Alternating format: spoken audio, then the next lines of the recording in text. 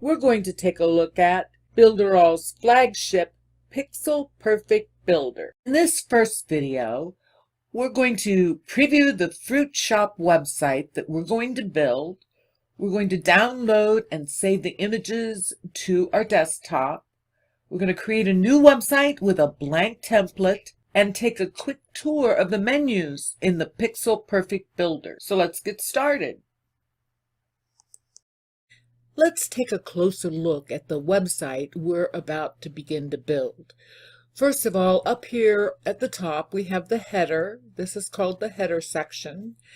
And it has a logo here. It has some information that looks like the location, the hours of operation here, and the contact information for this fruit shop company. Below here, we have a social media network bar. We also have a menu here. The first banner we come to is an absolutely beautiful banner. It has a title, a large title off to the left with some text underneath it. And we do have a button here. This button has a hover effect and is offering a free quote.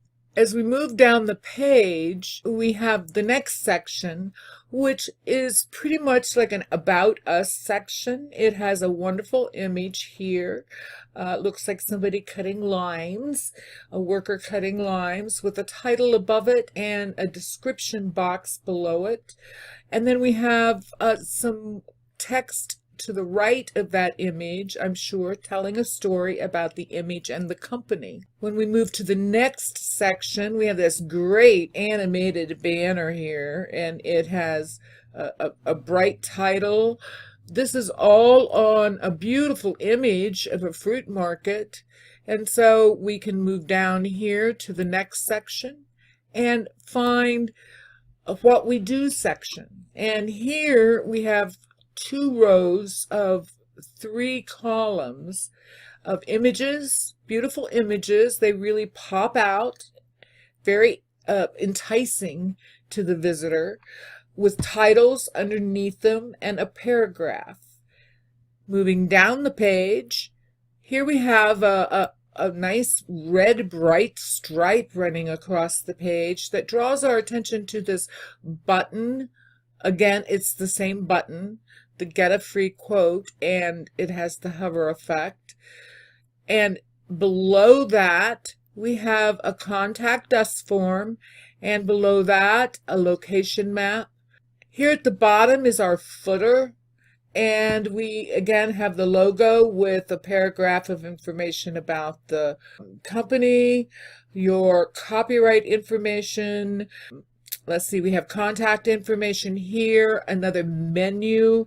This time it is presented vertically. And to the right here, we have an email subscription form that subscribes the user, the visitor, to a newsletter. And then below that, another social media network bar. So this is really a basic one-page site, and it's really beautiful. Before we get into the Pixel Perfect editor and start building our site, be sure you check out the link to take a deeper look, if you like, at the Fruit Shop website that we're going to build. It'll be a great place to refer as you're building it along with me. And I really encourage you to go ahead and click the download button to download those images as well and build this site right along with me. It really is easy. It doesn't take very much time. And if you'll do that, you'll really see how adaptable and easy it is to get started with the Pixel Perfect Builder. Download those images, save them to a folder on your hard drive where you know where you can get to them easily, and join me as we build the Fruit Shop website. I'm here in the Pixel Perfect Builder, so I'm going to come up here. I'm going to click on New Website. That will open up a choice of lots of different kinds of categories of pages. You can see all kinds of choices, and you can get lost for a long time with all of the wonderful, wonderful choices that we have here in the Builderall platform. For now, though, we're going to choose blank page because we're going to learn how to build this website from scratch. Here under categories, we've chosen blank page. You'll find that all of these blank page layouts, some of them have elements on them. So we're going to look for the blank layout clean and choose edit. That pulls up this layout, this default layout in our editor. And the very, very first thing you want to do when you create a new website is to save it. That way, when you want to come back and continue editing on it, you know exactly where it is. So let's do that first thing. We're going to come up to the right-hand corner and choose Save. And then we're going to name this website Fruit Shop. So I have Fruit Shop in this field, and then I hit Send. That will bring up a card that says Save Changes, and so we need to make sure we save these changes. We get an alert that all the changes were made successfully, so now we have a website in our My Sites list called Fruit Shop, and we can continue to edit it. Right along the way, we're going to want to remember to save as we go. We have our blank template open, and we have a fresh brand new page. Up here all the way to the right, our friend the Save button, and you want to get into the habit of saving often. Anytime you make any significant changes on a page at all, you'll want to be sure and save it, just to be sure. Right next to it, let's take a look. This is the preview mode. It gives you a view of what you've built so far on your page in desktop, tablet, and mobile. Let's return here. The Show Hidden Elements, we'll talk more about that, so I'll go into more explanation as we get down into the video. Here we have a ruler, and when you activate the ruler, you have a ruler up at the top and on the right-hand side.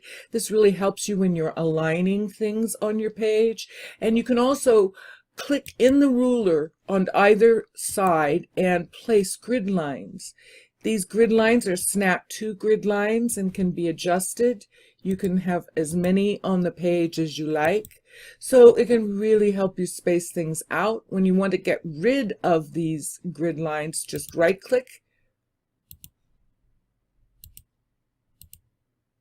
Just to the left of the ruler are the common undo and redo buttons. I doubt if I need to explain what undo and redo is for you, but in case, this will undo your last action and this will redo your last action. Now, if you come all the way over to the left, we have the different perspectives and views that you're working in at the time. We have the desktop, tablet, and mobile. And to the left of that is a drop-down menu. On this menu, you'll find your layouts and your pages. And it's a really easy, fast way to navigate between your pages when you're working in a layout. So you can click back there, and it will pull that menu right back up. You're going to be working most of the time in the vertical menu on the left-hand side here. So let's take a quick view here. At the top, we have a page icon. So when you click that, that gives you all the information about the layouts in this project. So you'll have your layout here. We're working in a default layout right now.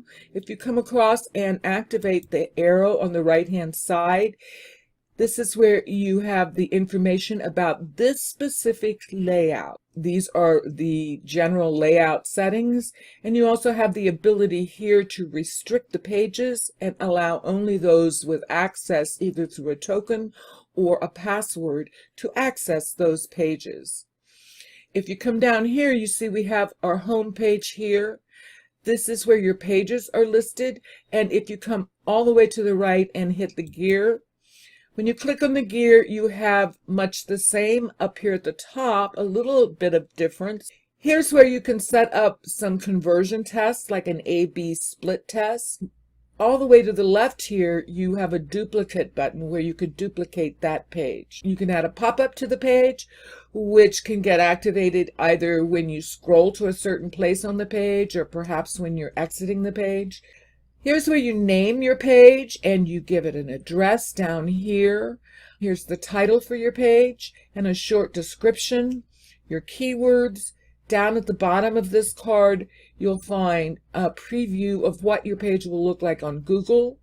And then you can also add your share image right here where it says upload, or delete the share image. Now the share image is the image that gets shared on social media platforms when your link for this page is posted. Down here you have some head scripts where you can add some HTML head scripts to your page. You can configure your mailing boss autoresponder down here. The biggest thing I want to point out is that when you make any changes on any of these pages here, be sure and hit this little save here. We call this the little save on the card. You want to make sure you hit the save here before you navigate off of this card. Otherwise, it will not save them for you. And another key point, once you save here, you're going to want to come right back over here to the big save and save here. Let's click out of this and we can move down to the next icon, the big T on our left-hand vertical menu. This is your Customize Fonts card. This is where we're going to customize the fonts for this layout of our website. And what we can do is we get to customize all of these font styles. It's really important when you're building a website to be very mindful about the time it takes your pages to load. And if you limit the amount of fonts that you have on your website, that's an excellent way of doing that. So it's very important that you pay attention to this area and try to limit using text styles from these categories. It brings up the Edit Font Style card where you customize the font style for desktop and mobile. But like I said, we'll talk more about that a little later in this series. So I'm going to click the plus. The Add Element card comes up.